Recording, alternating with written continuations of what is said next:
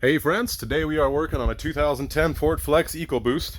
We're going to do the rear upper control arms, which is the stupidest thing in the world. Somebody at Ford decided it would be a good idea to have to pull the bolt out from this side rather than the inside. Just the stupidest thing in the world. And then of course it hits the body before it oh, my phone is too dead to use flash now, but anyway, then the body's in the way, so you literally have to drop the subframe. I don't know who came up with that garbage, but whoever came up with that idea should be fired from life. And yeah, therefore you have to drop the subframe. I'm a lazy guy. I don't, always try to take shortcuts. I spent hours on this trying to take shortcuts. It doesn't work.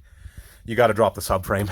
There's not much to it though. Luckily, you got those two stupid bolts up there. They're very, very tight. They're 13s. You got this bolt right here, which I think is a 21 mil, I believe. Basically, you need an 18, 19, 21, and 24, I believe. Assorted wrenches, sockets. I think you need a 24-inch wrench at some point. Might be able to do it with a big ratchet socket. Basic tools. I'm definitely going to use, I use penetrant or, some WD-40 of some sort. This car is kind of rusty. I ended up using the torch to heat up this bolt, just a little handheld torch. You can get them at Walmart for cheap, and I have one on the shelf. But yeah, just to get this one is really, really tight on here, so I heated it up a bit and then I broke it loose. I thought you had to take the shock off. You don't. At least I don't think I did. And to take the shock off, you have to take a sway bar link off. I don't think you'll need to, but if you end up not being able to drop the subframe because of that, I guess give it a shot, but I really don't think you'll need to take it off. Like I said, I didn't need to. But yeah, pretty simple deal dropping the subframe. This bolt, and then like I said, that bolt, and then those two there. And then I would probably do it on the other side too, just in case it's bolting it on too tight on the other side. And then of course jack stands, obviously. I put them underneath there, not under the suspension, so I can use this jack to raise and lower as necessary. But even then, it seems I have to use a bunch of pry bars and crowbars to get in between there. You can see I jammed a socket in here to keep it down, and it worked fine. Pulled that bolt out just fine. Make dang sure when you put it back in, you do it the other way. You put that on the outside, on the body side, rather than on that side. I don't know, again, whose idea that garbage was, but if you have it that way, then the bolt comes out on this side, and it comes out just fine. You do not have to drop the subframe then. At least in my experience, it did. Because, yeah, you just push it in just like that then. Yeah, it fits fine. But yeah, like I said, not much to it. You got to take this one off. That one there.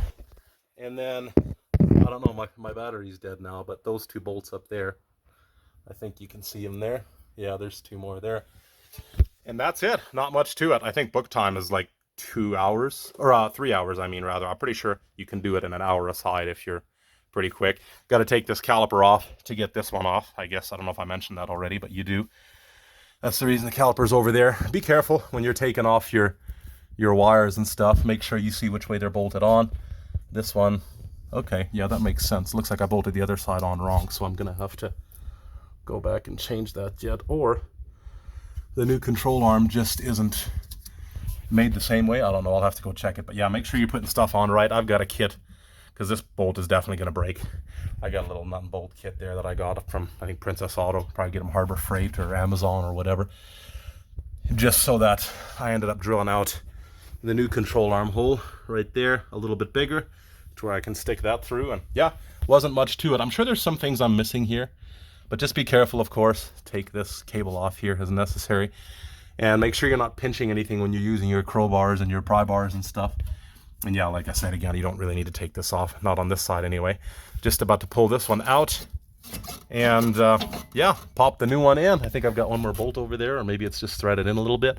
We'll pull that out, pop the new one in, like we did on this side already. Look at that, my flashlight is dead.